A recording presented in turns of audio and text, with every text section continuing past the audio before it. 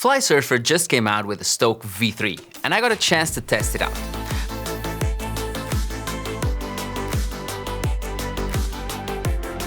Flysurfer lent this kite to me to test it out, but had no say in my review, and they are seeing this only now as you are. Here are my first impressions of this kite. The bag. The Stoke comes in a nice bag. It has a top and side opening, making it easy to get your kite back into the bag. In addition, the inside of the bag is nicely padded. Finally, it has an excellent air vent at the top to let your kite breathe when it is stored with humidity. It has a big top pocket to store your stuff and a front middle pocket with some spare materials for repairs. And a connection bit for your pump. On the side, you find a neoprene pocket and a top strap to secure your bar. And on the other side, 2 straps to secure the pump. The straps to put on your back are nicely designed and become very comfortable. However, I miss that it doesn't have a chest strap to secure both together. It's a Flysurfer green and it's a very nice looking bag. Since we can use this kite with different bars, I will not go into the bar details for this review. The kite. Stoke 3 is a 3-strut kite designed with free ride and surf riding in mind. For this to be achieved, the kite's weight plays an important role. We can see this by the simple and light protections placed strategically to protect the kite without giving extra unnecessary weight to it. Even the bridle deflector is very simple but sturdy, preventing the line from getting caught at the tip of the kite. It comes with the inflate valve that's usually on the stand-up paddle boards, and it's recommended to be inflated up to 8.5 psi.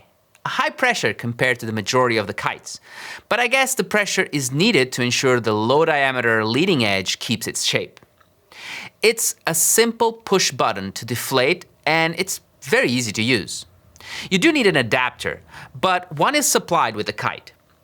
Make sure you keep it, as one of the most common issues is arriving at the beach and not having the correct piece to fill your kite. This connection is not the mainstream yet. However, I can see it becoming. This pumping system seems less prone to allowing sand inside the bladder. This kite has a pulley-assisted bridle system, and this is generally something I'm not fond of. It's another place for wear and tear on the lines and usually makes the kites less responsive. One thing I would love Flysurfer would change on all the kites is the Kook Proof connections.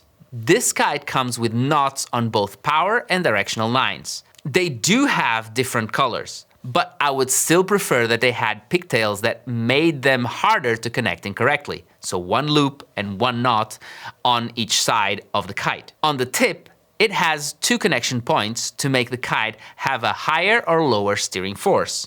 These connections can be beneficial so you can get all the sizes to perform similarly. I got the Stoke in a 9-meter green color, and it's a beautiful kite. This is all great, but how does it ride? I had it for a couple of weeks and managed to test it and get some people trying the kite, from more experienced to beginners. For beginners to intermediates, the kite performed great in the flat water, making it an excellent kite for overall riding and a great free ride kite.